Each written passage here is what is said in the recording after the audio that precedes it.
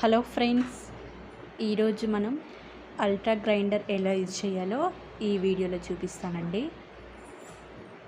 కొత్త గ్రైండర్ కదా, మనకి ఏదైనా అర్థం కాకపోతే మాన్యువల్ ఉంది కదా, ఇందులో మనం చదువుకొని దీన్ని బట్టి యూజ్ చేయొచ్చండి. ముందుగా దీన్ని ప్రెస్ చేస్తూ ఇంకో హ్యాండ్తో ఇది తీయాలండి. గ్రైండర్లో ఏమైనా డస్ట్ కానీ ఏమైనా ఉన్నా కానీ ముందు మనం క్లీన్ చేసుకోవాలండి, డైరెక్ట్గా యూజ్ చేయొద్దు. ఈ విధంగా డ్రమ్ క్లీన్ చేశాక తడి ఉండకూడదండి. ఒక క్లాత్ తోటి ఇదంతా కూడా శుభ్రం చేసుకోవాలండి. కొంచెం కూడా తడి ఉండకూడదు, మొత్తం క్లీన్ చేసుకోవాలి. తొందరగా ఆరడానికి దీన్ని బోర్డులో పెడతారు కొంతమంది, అలా పెట్టకూడదండి. ఇలానే ఉంచుతూ మంచిగా నీట్గా తుడుచుకుంటే అయిపోతుందండి.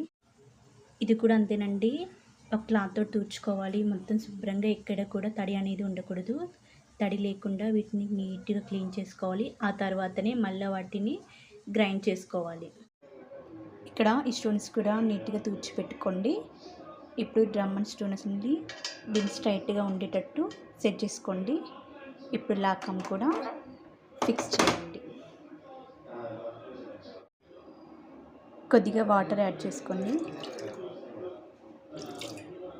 వాటర్ యాడ్ చేసుకున్నాక లాకం కూడా ఫిట్ చేసుకోండి. సపరేట్గా నానబెట్టుకొని పట్టుకున్నా ఏం కాదండి, మీ ఇష్టం అండి. సపరేట్గా బియ్యం సపరేట్గా, ఈ పప్పు సపరేట్గానే నానబెట్టుకోండి. బియ్యం 4 అవర్స్, పప్పు 2 అవర్స్ అండి. ఇక్కడ నేను మనకి మాన్యువల్లో చూపించినట్టు ఈ పప్పు అయితేనేమో 2 అవర్స్ అండి, బియ్యం అయితేనేమో 4 అవర్స్. నేను ఇక్కడ ఈ రెండు కలిపి పెడుతున్నాను. మినిమం 12 అవర్స్ వరకు నానబెట్టి ఉంచాను కాబట్టి రెండు ఒకేసారి వేసి పడుతున్నాను. రెండు ఒకేసారి వేసి పట్టినా ఏం కాదు, సపరేట్గా నానబెట్టి పడుకున్న. గ్రైండర్ని మనం డైరెక్ట్గా యూజ్ చేయకూడదండి, అందులో ఏమైనా డస్ట్ అని ఉంటుంది కదా, అందుకని ఒక చిన్న గ్లాస్ వాటర్ తీసుకోండి. ఇప్పుడు స్విచ్ ఆన్ చేసి ఈ బటన్ ఉంది కదా, ఇది ఆన్ చేయాలి.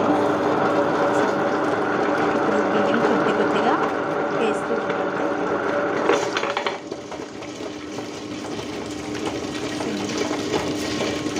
ఈ విధంగా కొద్దిగా బియ్యం వేస్తూ వాటర్ యాడ్ చేస్తూ ఉండండి. ఒక 20 మినిట్స్ పాటు వీటిని గ్రైండ్ చేస్తూ ఉండండి. పిండి బయట పడకుండా ఉండాలంటే ఇది క్యాప్ పెట్టుకోండి. ఈ విధంగా క్యాప్ పెట్టుకోవడం వల్ల పిండి అనేది బయటపడదండి. ఈ విధంగా పిండిని యాడ్ చేస్తూ వాటర్ యాడ్ చేస్తూ గ్రైండ్ చేసుకోవాలండి. ఇప్పుడు దీన్ని క్లీన్ చేసుకోవాలండి.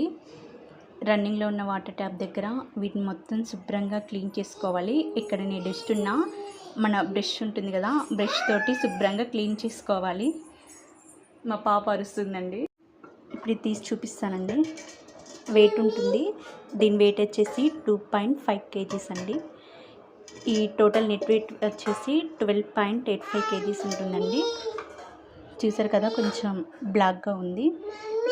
మనం దీన్ని క్లీన్ చేసుకోవాలి. ఇప్పుడు ఈ డ్రమ్ కూడా అటు ఇటు మూవ్ చేస్తూ తీయండి, ఈజీగా వచ్చేస్తుంది కదా. చూసారు కదా, ఈ విధంగా తీసి దీన్ని కూడా క్లీన్గా కడిగి, అలానే దీని మీద ఏమైనా పిండి మరకలు పడ్డా కానీ వెంటనే క్లీన్ చేసుకోవాలండి.